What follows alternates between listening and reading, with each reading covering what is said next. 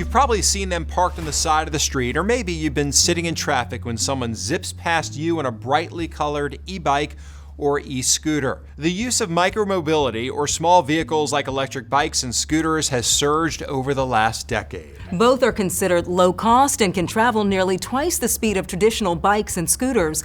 But research by the Consumer Product Safety Commission found micromobility vehicles are increasingly becoming more dangerous. Reporter Kristen Crowley examines the risks in one mother's quest to advocate for tighter safety regulations.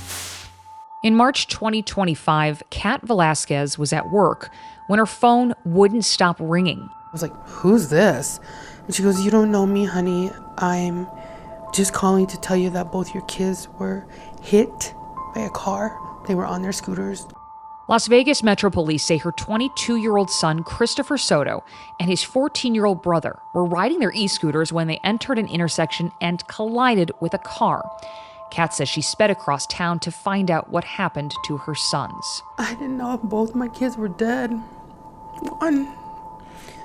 And when I got there, they had all the streets blocked off. When she arrived at the hospital, a nurse pulled her into a private room.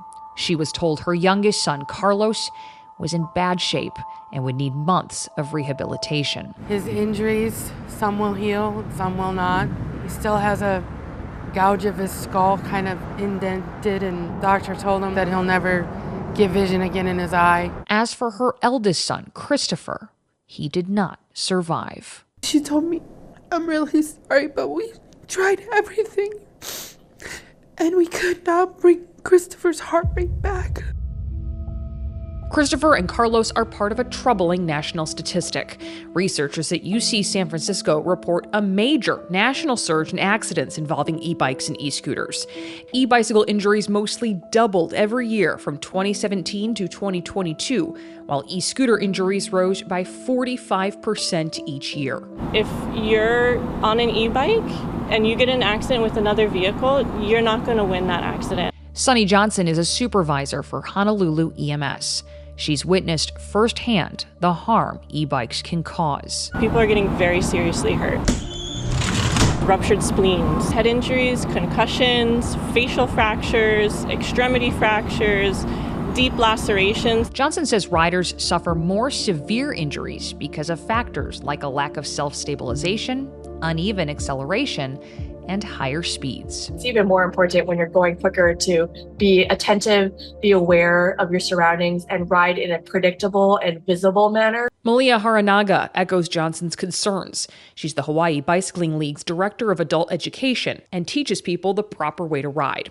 Haranaga believes it's crucial for riders to get to know their e-bike, and she urges everyone to wear a helmet. We always advocate for going, starting slow, getting familiar with that bike before you get riding on the streets. To ensure riders follow the rules of the road, police in Henderson, Nevada work directly with schools to educate students, parents, and staff about the risks and laws. If your child's operating an electric motorcycle that looks more like a motorcycle and not like a bicycle with pedals, if they're operating to from school, it's going to be an issue. And Henderson Police Traffic Sergeant Richard Paul says that it's not just kids who face consequences.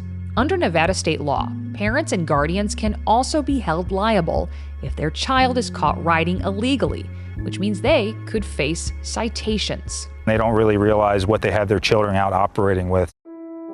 Back in Las Vegas, family and friends built a makeshift memorial in the memory of Christopher near the intersection where he lost his life. His heartbroken mother says she drives by daily. On the pavement, the painted outlines of where her son's scooter came to rest are still in the road. I can't believe it. I cannot believe my son is dead. My Christopher's gone. She says it serves as a painful reminder of the agony of losing her eldest son.